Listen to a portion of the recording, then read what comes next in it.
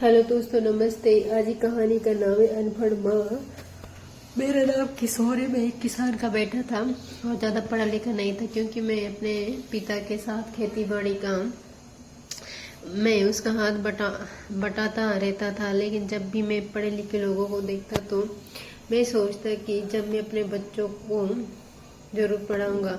जब मेरी शादी हुई तो मेरी पत्नी बिमला अनपढ़ थी। बिमला पढ़ी लिखी नहीं थी, लेकिन बाकी उसमें सारे गुण थे। वे घर के कामों में बहुत होशियार थी।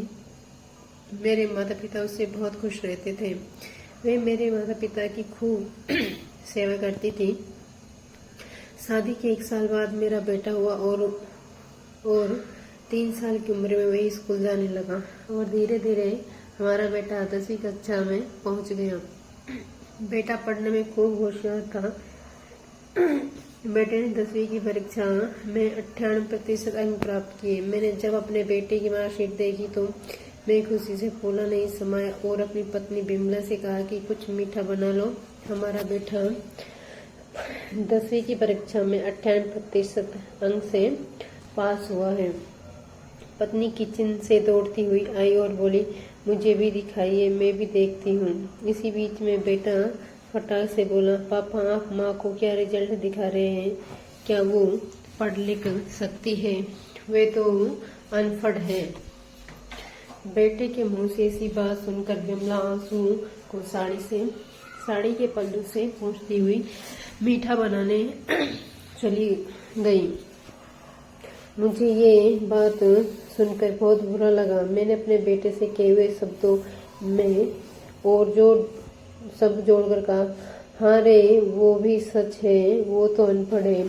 जब हमारी शादी हुई तो 4 महीने के अंदर ही तुम्हारी माँ गर्भवती हो गई। मैंने सोचा शादी के बाद कहीं घूमने नहीं गए। एक दूसरे को ठीक से हम समझे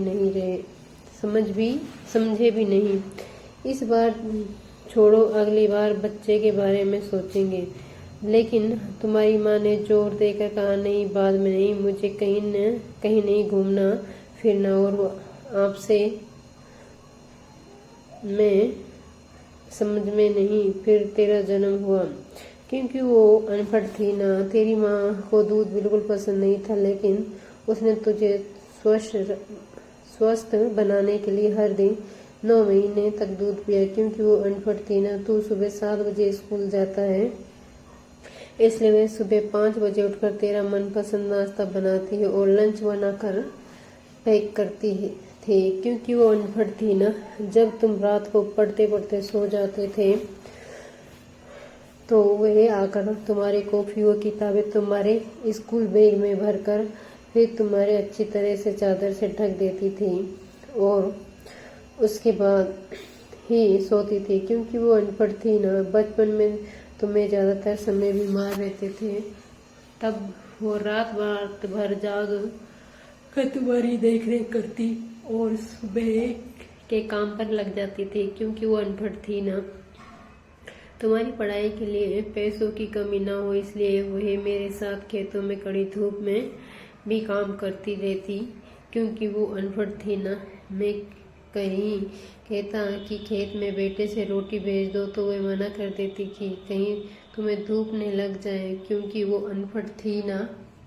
तुम्हें ब्रांडेड कपड़े लाने के लिए मेरे पीछे पड़ी रहती और खुद सालों तक 2 ही साड़ी पहनती रहती।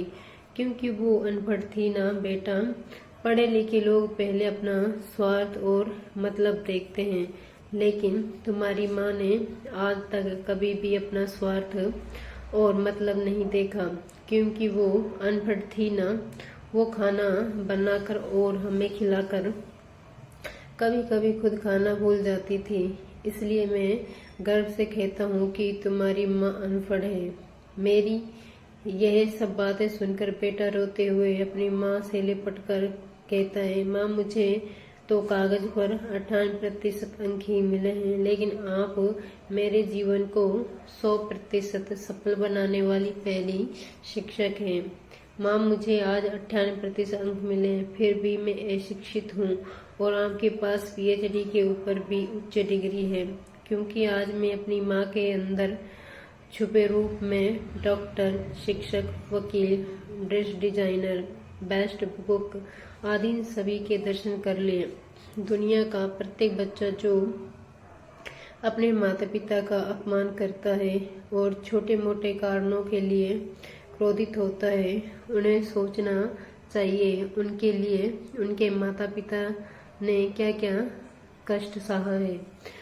हम कितनी भी डिग्री ले लें, कितने भी बड़े आदमी बन जाएं, पर माता पिता के समर्पण के सामने हम कुछ नहीं हैं।